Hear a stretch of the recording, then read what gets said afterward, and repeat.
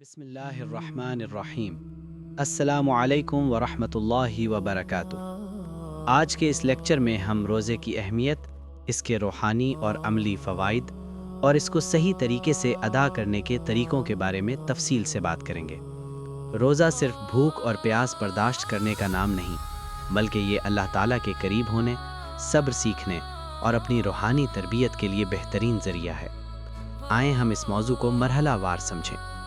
اللہ تعالیٰ قرآن مجید میں فرماتے ہیں، اے ایمان والو، تم پر روزے فرض کیے گئے ہیں جیسا کہ تم سے پہلے لوگوں پر فرض کیے گئے تھے تاکہ تم پرہیزگار بنو۔ سورہ بقرہ آیت نمبر 183۔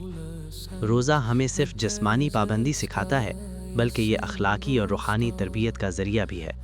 صبر اور تحمل کی مشق، اللہ کی رضا حاصل کرنا، دوسروں کے دکھ اور ضرورتوں کو سمجھنا۔ حدیث مبارکہ میں آیا ہے، روزہ ڈھال ہے، روزہ دار کو جھوٹ اور گناہ سے بچاتا ہے۔ صحیح بخاری و مسلم۔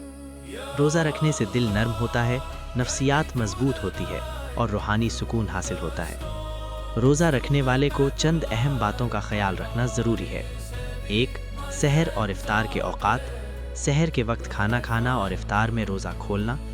روزہ توڑنے والی چیزیں، کھانا پینا جان بوجھ کر طے کرنا اور حرام اعمال سے بچنا۔ استثنائی حالات، بیماری، مسافرت، حاملہ خواتین اور بچے کے لیے رعایت۔ یہ بھی ضروری ہے کہ روزہ صرف جسمانی نہیں بلکہ زبان، آنکھ، کان اور دل سے بھی گناہ سے بچا جائے۔ روزہ میں زبان سے جھوٹ، غیبت اور بری باتوں سے پرہیز ضروری ہے۔ روزہ ہمیں اللہ کے قریب لاتا ہے۔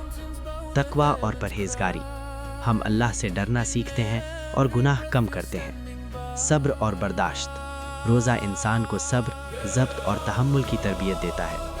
دوسروں کے دکھ کو سمجھنا، بھوک اور پیاس سے ہم محتاج لوگوں کے درد کو سمجھتے ہیں۔ دعا کی قبولیت، روزہ دار کی دعائیں خاص طور پر رمضان میں قبول ہوتی ہیں۔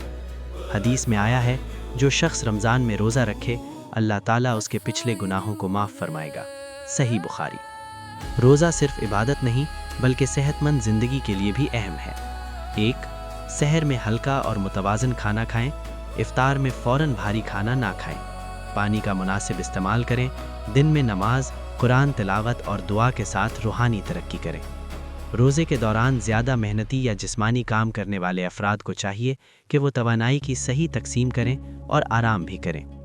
آخر میں دعا ہے کہ اللہ تعالیٰ ہمیں روزے کی صحیح روح سمجھنے کی توفیق عطا فرمائے۔